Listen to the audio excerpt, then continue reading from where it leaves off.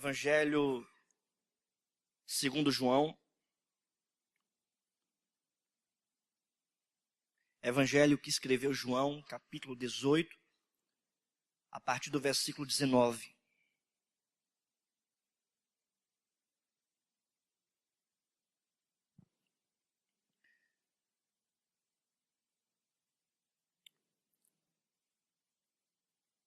João, capítulo 18, versículo 19.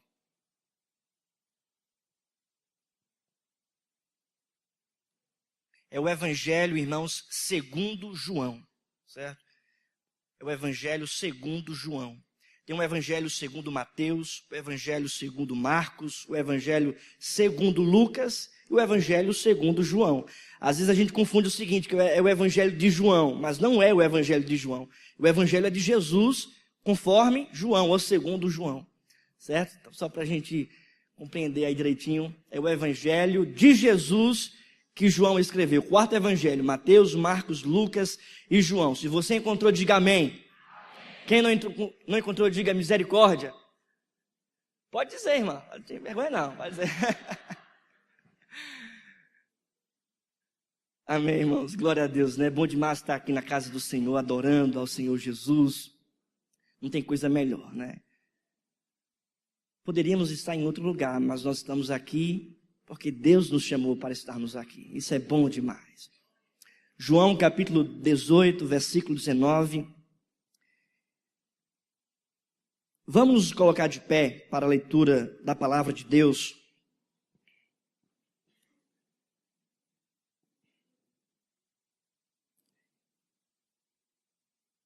Que diz assim a palavra do Senhor.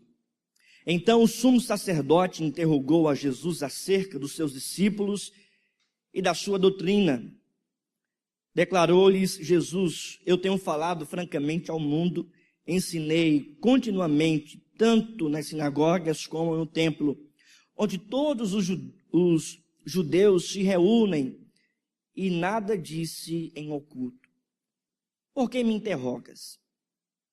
Pergunta aos que ouviram o que lhes falei. Bem sabem eles o que eu disse. Dizendo ele isto, um dos guardas que ali estavam deu uma bofetada em Jesus, dizendo: é assim que falas ao sumo sacerdote? Replicou-lhe Jesus: se falei mal, dá testemunho do mal, mas se falei bem, por que me feres? Então Anás o enviou, manietado à presença de Caifás, o sumo sacerdote. Vamos ler todos juntos, em uma só voz, o versículo 20. Vamos lá?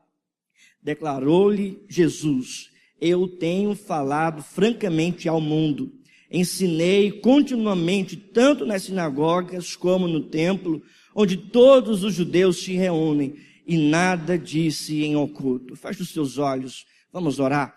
Senhor Deus, amado Pai, nós te pedimos, ó Deus, que nesta noite, neste momento, o Senhor possa falar aos nossos corações, pela tua palavra, que o Senhor Deus retire tudo oculto do nosso coração e que a tua palavra, Senhor, revele, Deus, os nossos pecados, revele o que deve ser mudado, que a tua palavra nos transforme, que a tua palavra possa iluminar a nossa mente e que de fato sejamos orientados por ti. Cativa a nossa mente à verdade do Senhor, cativa o nosso coração à presença do Senhor, que nada, absolutamente nada nos tire a atenção de ti, e que nessa noite, Pai, possamos voltar renovados, aliviados pela palavra do Senhor, e se de fato exortados, mas com esperança, com obediência, de mudança de vida. Te pedimos isso, Deus, em nome de Jesus.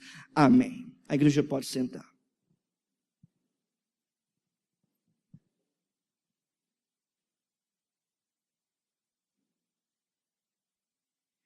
Meus queridos, alguns estudiosos afirmam que nós estamos vivendo em um tempo chamado tempo pós-moderno. Tempo pós-moderno.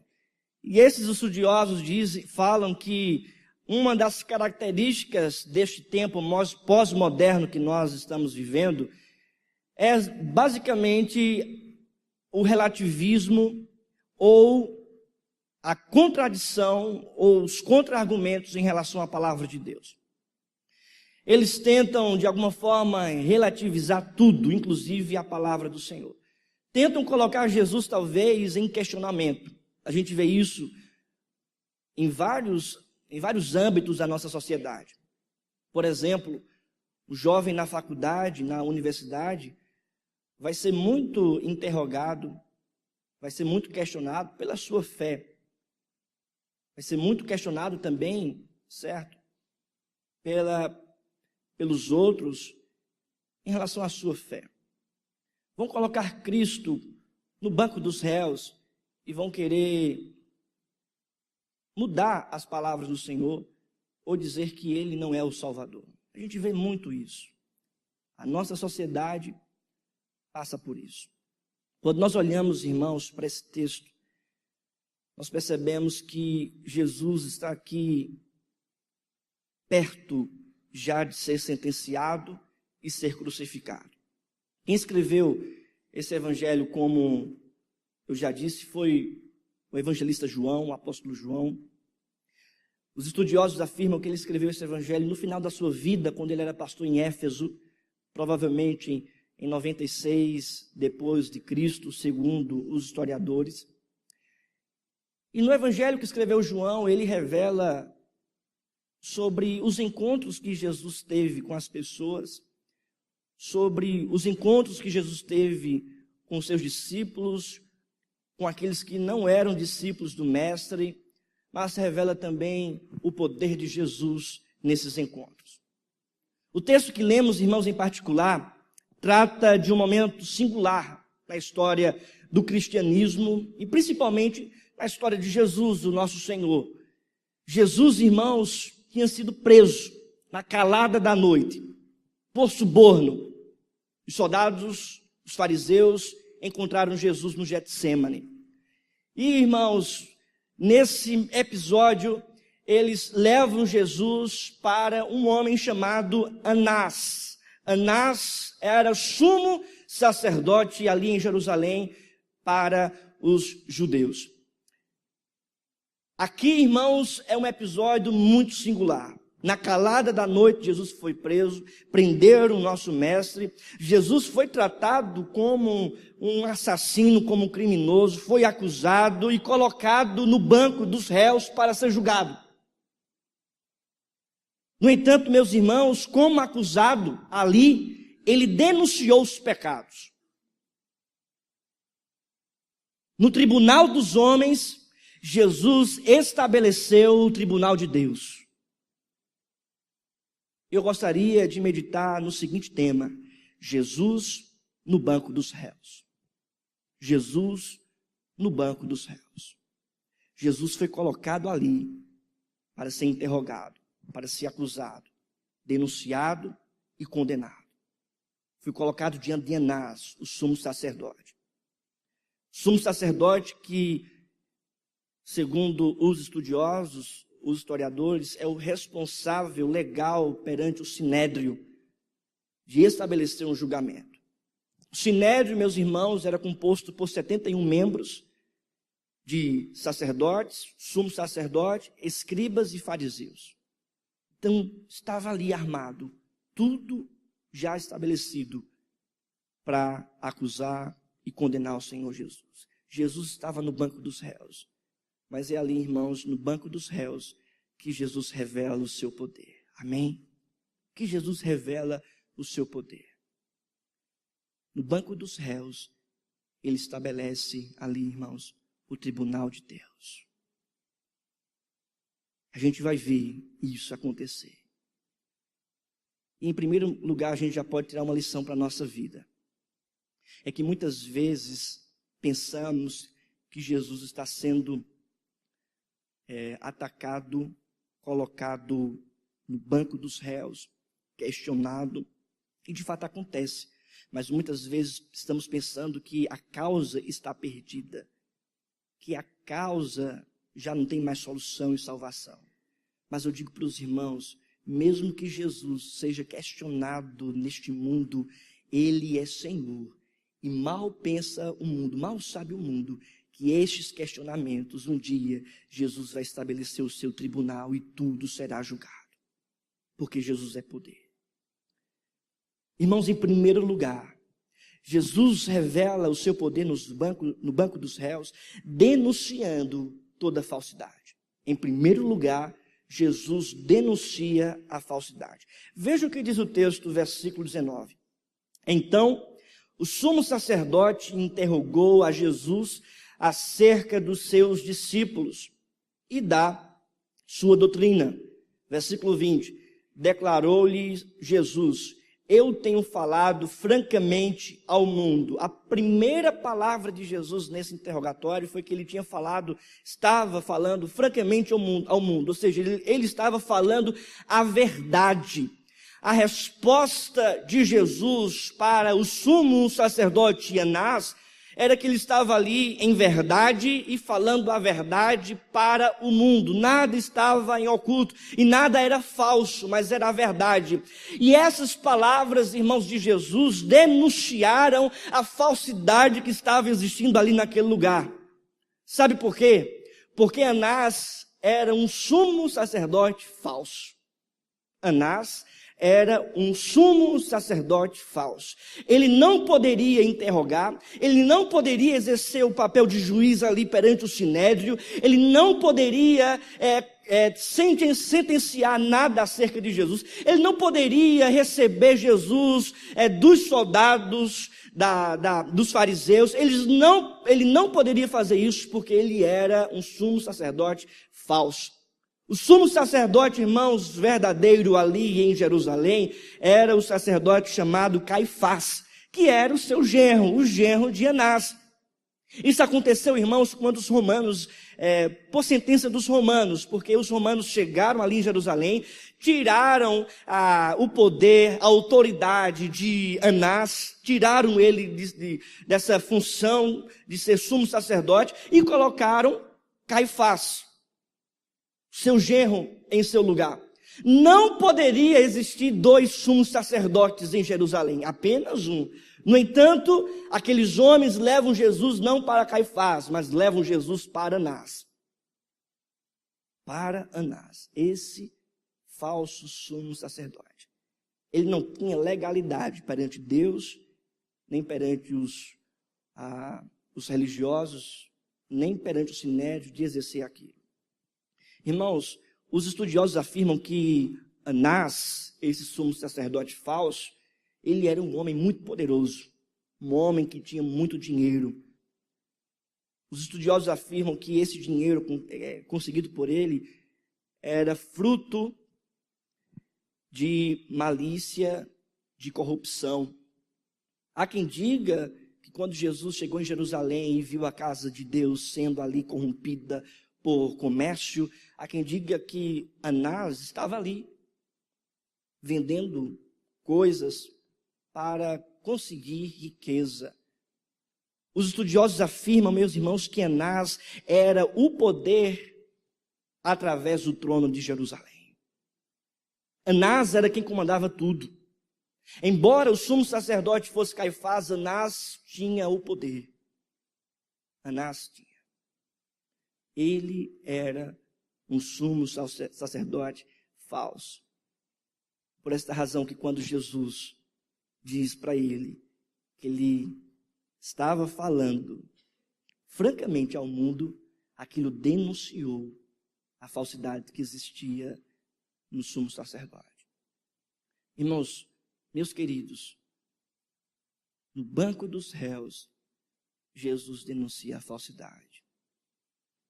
Deus, irmãos, não comunga de falsidade. Deus não aceita a hipocrisia. Deus não concorda e jamais vai aceitar uma adoração falsa, um serviço falso, um ministério falso. Deus jamais vai aceitar, meus queridos irmãos, a falsidade. E isso acontece muito no meio evangélico. Nós estávamos estudando um pouco hoje sobre Simão o mágico com os homens, E a gente percebia que Simão tinha algumas características daqueles líderes que ferem os outros. Há uma grandeza, há uma soberba, há uma falsidade, que é apenas o show, as coisas acontecerem, mas na verdade não tem conteúdo, não tem legalidade, não tem verdade. E a igreja rejeita essas coisas, os apóstolos rejeitaram isso. Em outras palavras, meus queridos, Deus não aceita a falsidade que muitas vezes existe. Falsidade não deve entrar, nem deve estar no meio da igreja. Toda falsidade deve bater em retirada. Se existir hipocrisia nos corações, essa hipocrisia deve ser renunciada, deve ser repreendida. A nossa vida deve ser aberta aos olhos de Deus. Deus, irmãos, deve ver cada um de nós, olhar para a nossa adoração, ouvir a nossa canção com sinceridade, com verdade de coração. Isso, irmãos, é muito mais importante do que uma capa, do que as atitudes, as vestes, ou aquilo que as pessoas percebem ou olham. A sinceridade do coração e a verdade perante Deus, irmãos, é muito importante para a igreja. Amém? É muito importante. Há quem queira, irmãos, exercer um ministério sem nenhuma aprovação de Deus. Há outros que querem fazer algo passando ou indo pelos atalhos e não tendo nenhuma verdade diante do Senhor. A verdade deve estar em nosso coração. Amém? A verdade. Em segundo lugar, Jesus revela o seu poder, denunciando a sagacidade. Jesus denuncia a falsidade, mas também Jesus denuncia ali no banco dos réus a sagacidade. Veja o que diz o texto, meus queridos. Toda a igreja lendo em uma só voz o versículo 19. Vamos lá? Toda a igreja. Então, o sumo sacerdote interrogou a Jesus acerca dos seus discípulos. Versículo 20 diz: declarou-lhe Jesus: eu tenho falado francamente ao mundo. Ensinei continuamente, tanto nas sinagogas, como no templo, onde todos os judeus se reúnem. Veja a pergunta de Anás. Será que Anás estava querendo realmente saber acerca da doutrina de Jesus? Acerca dos ensinamentos de Jesus? Olhe para essa pergunta. Será que Anás estava realmente querendo saber acerca dos discípulos de Jesus? Veja a malícia que existe em Anás. Veja a sagacidade. Ele chega para Jesus e interrogou a Jesus acerca dos seus discípulos e da sua doutrina. Será que Anás estava realmente querendo aprender acerca da doutrina de Deus? Claro que não. E aí Jesus responde, irmãos, denunciando também essa malícia, dizendo: ensinei continuamente, tanto nas sinagogas como no templo. Ou seja, aquilo que ele estava perguntando, Jesus estava ensinando há 3 anos, nas sinagogas, no templo, em todos os lugares. Certamente Anás sabia o que Jesus estava ensinando e quem eram os seus discípulos. No entanto, meus irmãos, Anás queria uma palavra de Jesus para condenar Jesus. Anás queria usar daquele interrogatório para ver se saía alguma palavra de Jesus para condenar Jesus ali naquele interrogatório. Ou seja, Anás não tinha nada para aprender Jesus naquele interrogatório. Estava tentando achar algo ali para condená-lo. Havia uma sagacidade, havia ali em Anás uma malícia. Eles queriam, meus queridos, condenar Jesus. No evangelho que escreveu João, no capítulo 5, versículo 18, a gente já percebe isso. Os fariseus tentando procurar Jesus, achar em Jesus algo para condená-lo, algo para matá-lo. Eles estavam com o coração já tomados de fúria contra Jesus. Eles não queriam argumentos, eles não queriam aprender. Pense nisso, eles não queriam realmente ter ali um debate sério para ver se eles mudavam de opinião ou não. Não era isso. Algo já estava estabelecido dentro do coração de Anás. O que era? Era de condenar e matar Jesus. Jesus poderia falar qualquer coisa ali. Ele já estava com a decisão no coração. Anás já estava com essa decisão. Eu quero matá-lo. Os fariseus já tomaram essa decisão. Não, nós queremos matar Jesus. Nós queremos condená-lo. E muitas vezes é isso que acontece em nossos dias. Muitas vezes nós estamos assim na nossa sociedade, seja onde for, em universidade, no trabalho, e aí às vezes acontece alguma disputa, algum debate, das pessoas querendo interrogar você acerca da sua fé, mas às vezes não adianta de nada. Sabe por quê? Porque essas pessoas já estão com um pressuposto no coração, já estão determinadas em não aceitar, já estão determinadas em condenar, já estão determinadas em não aceitar o evangelho, e nada do que você vai falar, nada do que você vai pregar ou anunciar, vai mudar o coração dessas pessoas, porque essas pessoas já estão pré-determinadas. O pressuposto dela é que o evangelho, a mensagem dos crentes, ou a mensagem de Jesus, não é uma mensagem boa, é uma mensagem que deve ser rejeitada, e esse Cristo deve ser condenado. Daí vem o que a Bíblia diz, de não jogar pérolas aos porcos. Muitas vezes não adianta falar. A sagacidade de Anás denunciava ele mesmo que ele já estava comprometido em condenar Jesus. Meus queridos irmãos, isso também revela algo muito importante acerca de Deus, acerca de Jesus. Jesus, quando denuncia a sagacidade de Anás, a malícia de Anás, Jesus não denunciou porque Anás falou isso, mas Jesus denunciou porque Jesus conhece os nossos corações e Jesus conhecia também o coração de Anás. Meus irmãos, ele revela ser conhecedor das intenções do nosso coração. Amém? Das intenções do nosso coração. Não adianta mudar, não adianta querer mudar essa situação. Não adianta as pessoas tentarem forçar. Jesus conhece a intenção dos corações. Jesus também conhece a intenção do seu coração. Jesus sabe por que você está aqui. Eu sei que Deus sabe disso. Jesus sabe quando alguém chega aqui na igreja e está disposto a realmente adorá-lo. Mas também Jesus sabe quando alguém chega aqui na igreja e está disposto a apenas achar algum defeito. Jesus conhece as intenções do coração.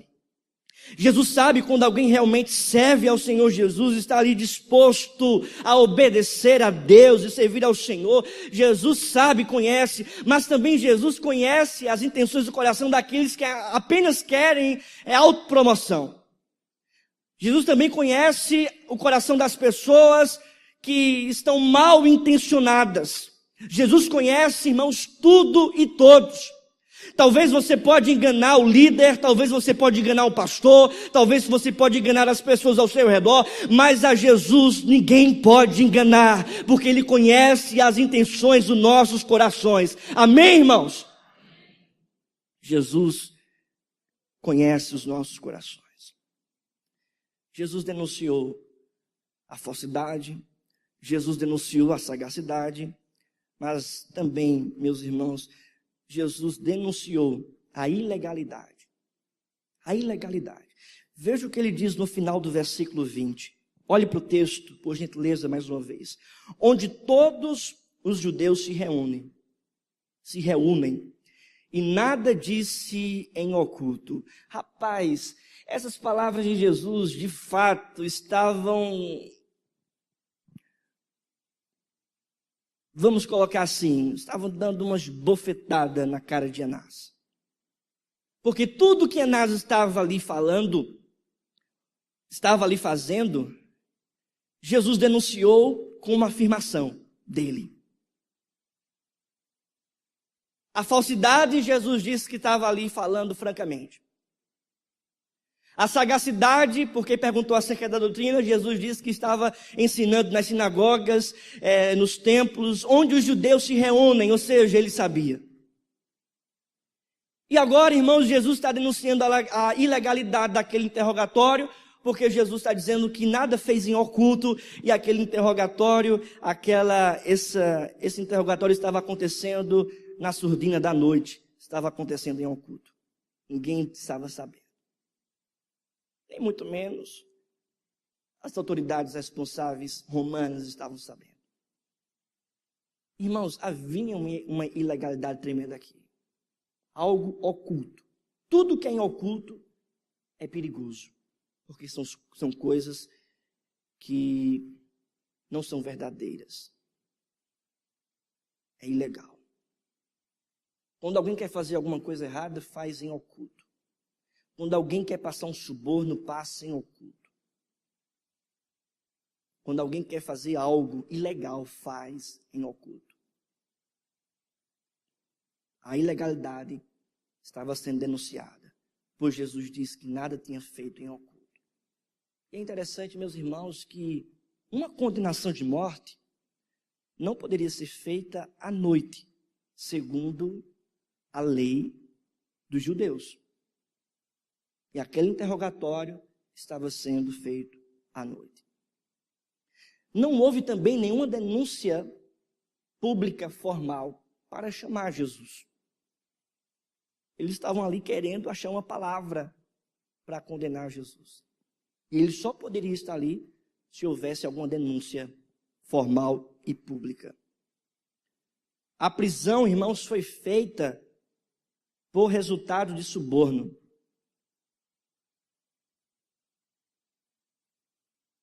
Julgamentos que pudessem resultar em penas de morte não eram permitidos à noite, como eu falei. Jesus foi solicitado a se autocriminar. Sobre este interrogatório, um judeu erudito da época disse: nossa verdadeira lei não impõe pena de morte ao pecador por sua própria confissão.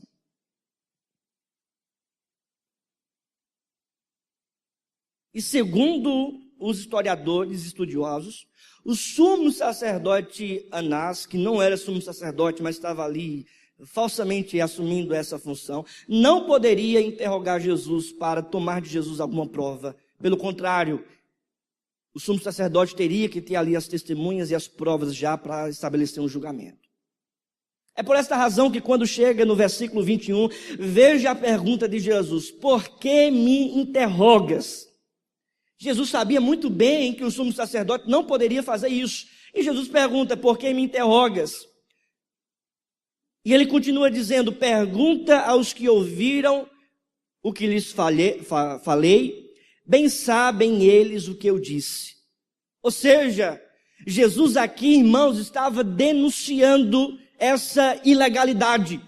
Quando Jesus, irmãos, denuncia a ilegalidade, ele está também, irmãos, denunciando toda a conspiração de assassinato, de querer matar ele próprio. Jesus estava ali, irmãos, denunciando tudo isso.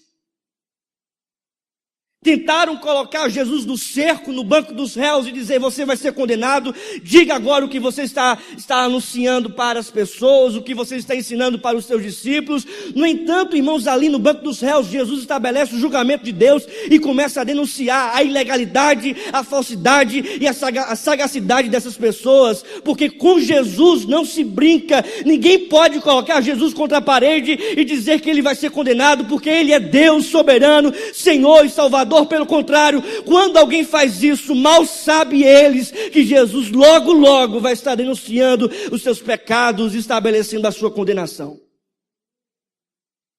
Com Deus, com Cristo, realmente não se brinca. Jesus denuncia todas essas coisas que nós vimos. É por esta razão que não existe verdade contrária à veracidade de Jesus. Não existe. Não existe uma verdade que seja longe de Cristo ou fora da verdade de Cristo. Só existe apenas uma verdade. Ele é a verdade. Quando ele está perante Pilatos, ele diz, eu estou vindo aqui em nome da verdade. E tem falado a verdade. Ou seja, não existe um outro ensino, não existe um outro caminho para a salvação, a não ser pelo caminho da verdade de Jesus. Outra lição que nós podemos tirar desse texto é que não existe argumento contra as argumentações de Jesus. Há muitos livros de apologética cristã que é bom a gente ler. Tem um livro muito bom chamado Mais que um Carpinteiro, que fala sobre a divindade de Jesus, de um universitário que era ateu e que não queria saber de Jesus, e pelo contrário, era contra os cristãos, mas ele vai pesquisar sobre Jesus e começa a pesquisar e descobre que realmente Jesus é a verdade. E não existe outro além dele. Ele é a verdade. Ele é o caminho, a verdade e a vida. Amém? Então, contra a palavra de Deus, meus irmãos, eu rogo que a melhor coisa a se fazer é receber. Amém? É receber.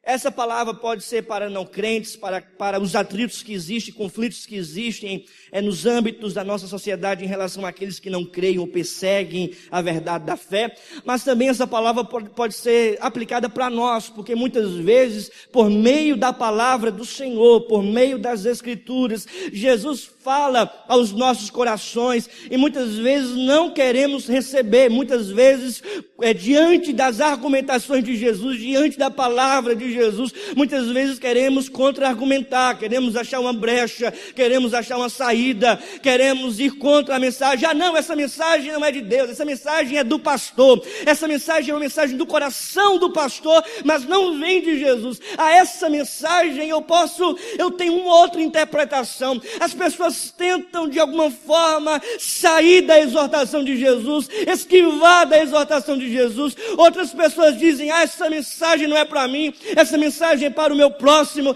essa mensagem é para fulano, essa mensagem não é para mim.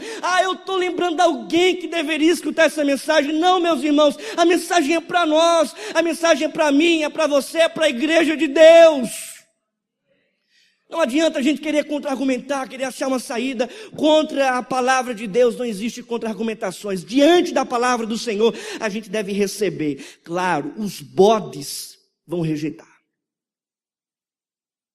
Aqueles que não se submetem a Cristo, primeiramente, vão rejeitar. Os religiosos.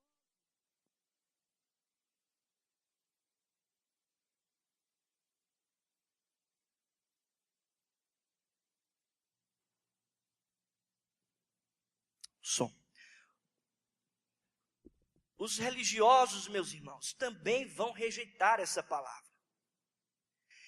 Vejam que Jesus foi contra esses religiosos. Os religiosos, irmãos, estavam ali denunciando, querendo denunciar, ou querer achar alguma coisa em Jesus. No entanto, Jesus começa a olhar para aqueles religiosos e dizer, vocês são sagazes, vocês são maliciosos, vocês não estão falando a verdade, vocês não são verdadeiros. Então, irmãos, isso é uma denúncia que a gente precisa entender, porque quando existe apenas religiosidade, não é sinônimo de comunhão nem relacionamento com Deus. Os religiosos não vão aceitar. Não vão aceitar. Obrigado. Adeus, irmão. Não vão aceitar. Não existe também, meus irmãos, pecado oculto que seja oculto aos olhos de Jesus. Eu vou fazer porque os líderes não sabem. O pastor não sabe. Meu pai não sabe. Minha esposa não sabe. O meu marido não sabe.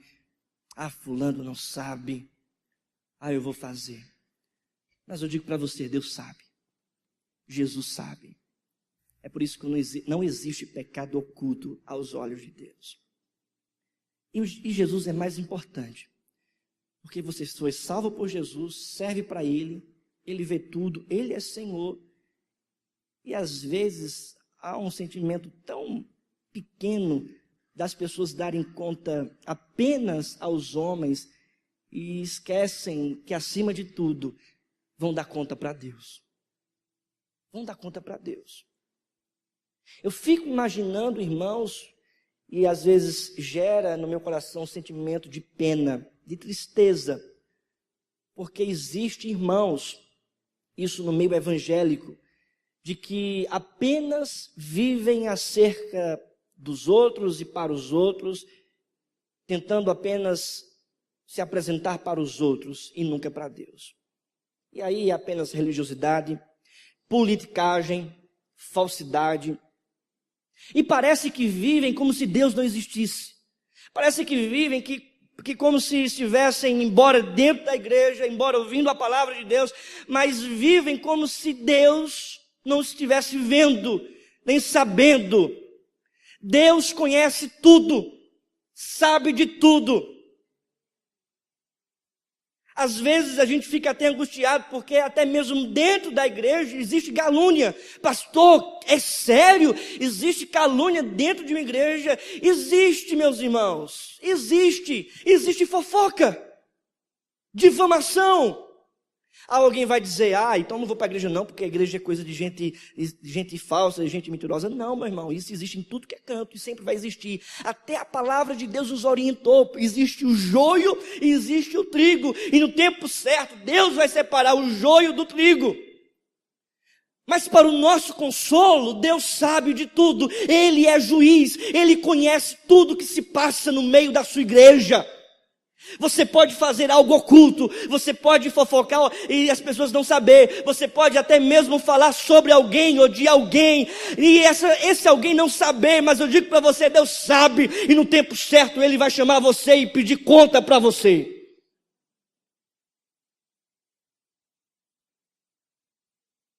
Pecado oculto não é oculto aos olhos de Jesus, entenda isso. E eu, como falei sobre fofoca, difamação, essas coisas, quando alguém vier falar mal de alguém para você, a primeira coisa que você deve fazer é o seguinte: você já está pecando. Essa é a primeira coisa. Isso já é um pecado. Falar mal de alguém para você, você diz isso é um pecado. Isso é reprovado por Jesus. Se você tem alguma coisa contra o irmão, vá até o irmão e converse com ele.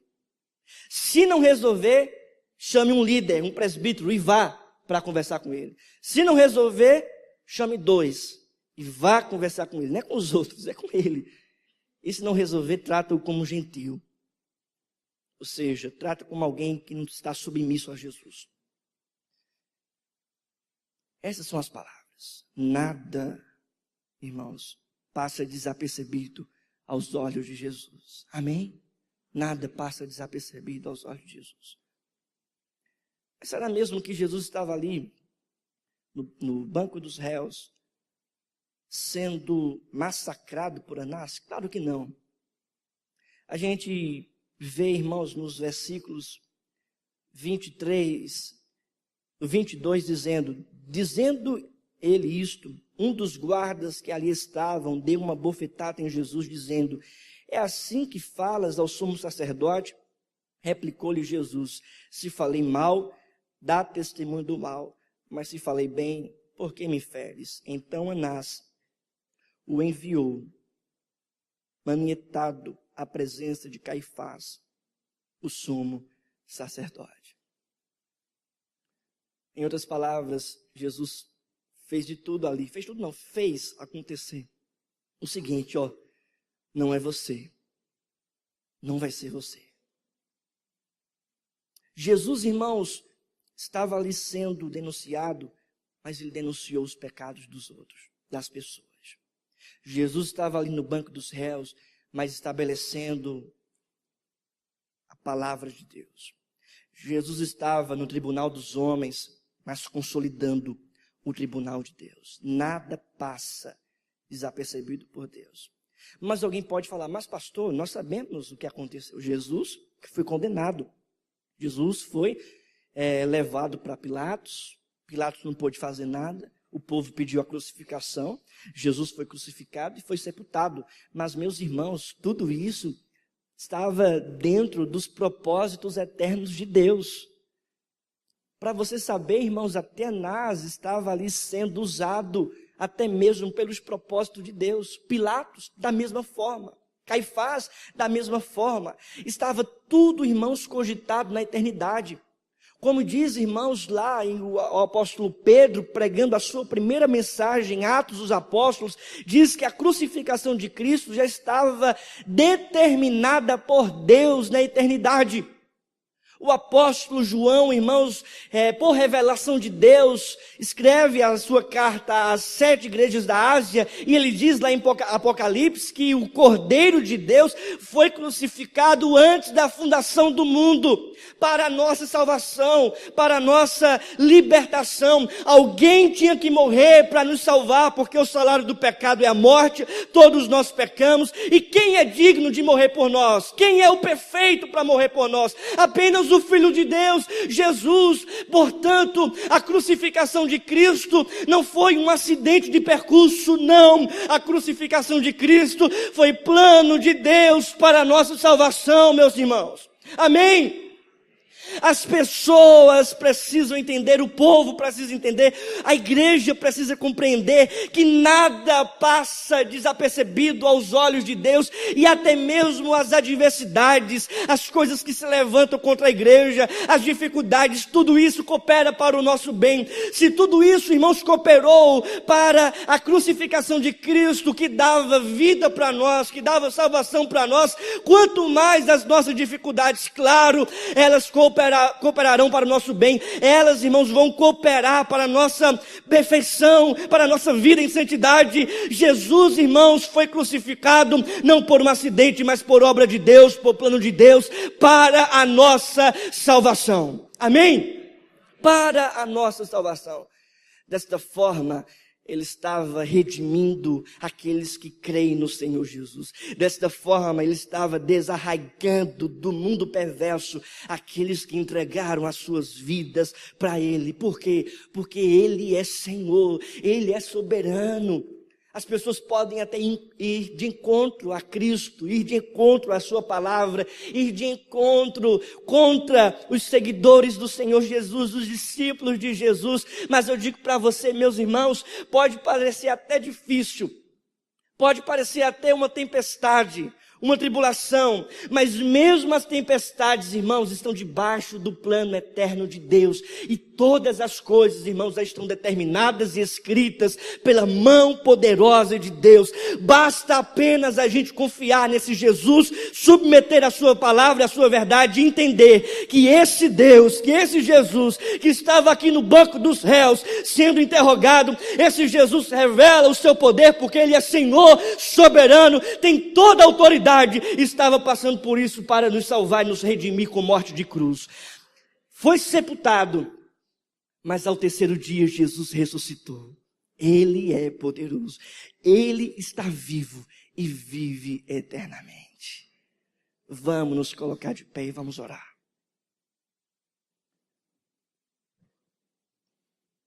Feche os seus olhos, convidar o grupo RM8.